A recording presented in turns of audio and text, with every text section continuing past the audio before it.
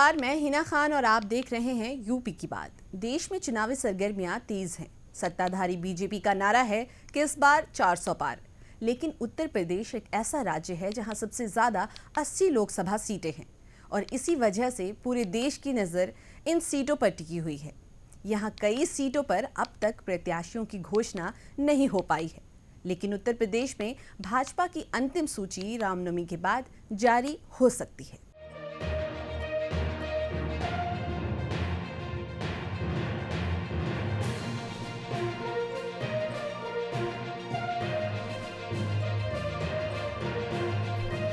उत्तर प्रदेश की कई सीटें कई दावेदारों के चयन न हो पाने की वजह से उलझी हुई हैं। अगर बात करें बृजभूषण सिंह की, तो बृजभूषण ने भाजपा का प्रस्ताव ठुकरा दिया है। लोकसभा चुनाव को लेकर माहौल गरमाने के साथ ही लोगों की निगाहें अब शेष 12 सीटों के भाजपा उम्मीदवारों पर टिकी है। हालांकि सूत्रों का कहना है कि इन सीटों के लिए उम्मीदवारों की सूची कैसरगंज के सांसद बृजभूषण शरण सिंह की वजह से उलझी हुई है। माना जा रहा है कि भाजपा के शेष सभी उम्मीदवारों की सूची अब रामनवमी के बाद ही जारी होगी।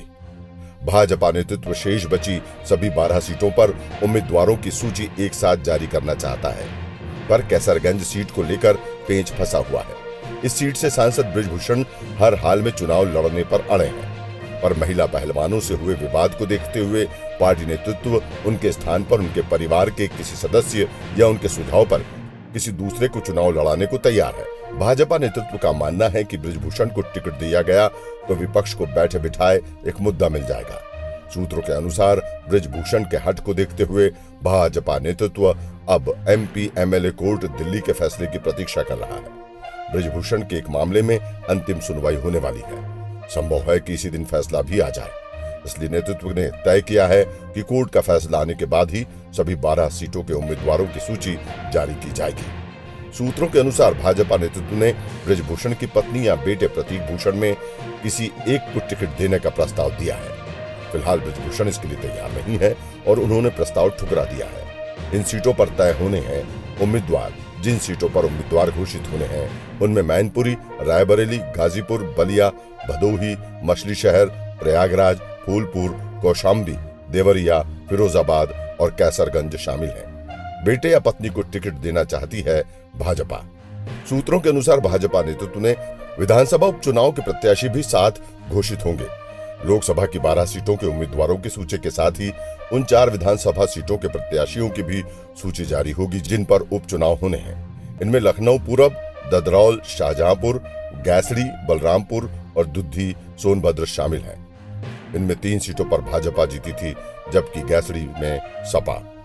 लखनऊ पूरब सीट पर विधायक आशुतोष टंडन और ददरौल विधायक मानवेंद्र सिंह के निधन की वजह से खाली हुए हैं, जबकि एक मामले में सजा के बाद भाजपा विधायक रहे रामदुलार गोंड को अयोग्य करार दिए जाने की वजह से दुद्धी सीट खाली हुई है। लखनऊ पूर्वी सीट को लेकर सबसे अधिक उलझन।